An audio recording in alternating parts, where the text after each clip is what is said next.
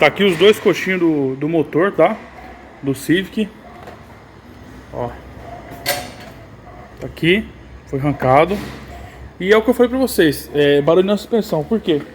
Como ele é um coxinho hidráulico, ó, ele quebra. Ó, tá vendo? Já perdeu até o óleo. Ele quebra. Então na hora que você passa num buraco, ele faz isso aqui, ó. Aqui, bate aqui, ó. Ó. Ele bate aqui. É um barulho ensurdecedor.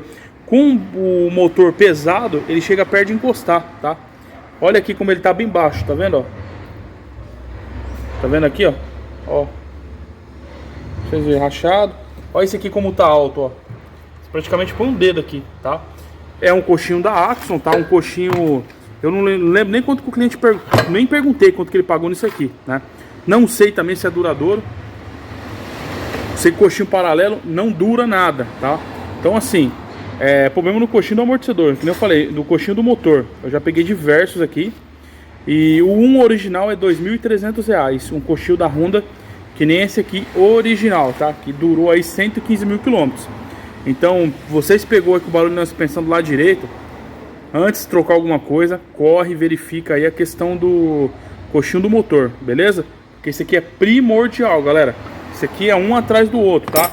Você troca toda a suspensão do carro e não resolve, tá?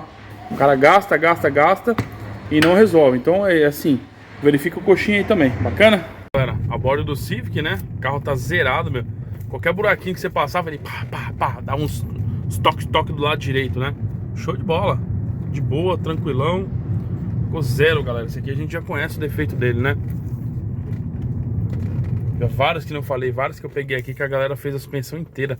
Galera, olha o defeito desse Civic aqui, ele tem problema no painel, ó. Eu tô andando, ele vai resetar sozinho, ó. Quer ver? Olha lá, viu? Esse aqui é problema no painel. Você pegar um aí, nem quebra muito a cabeça não. É um... tipo uns displayzinhos que ele tem atrás do painel ali, umas soldas frias, né, pra fazer. Beleza, galera? Vou deixando vocês por aqui, ó. Mais um buraquinho aqui, ó. Olha lá, ó. Perfeito, meu. Beleza? Vamos lá.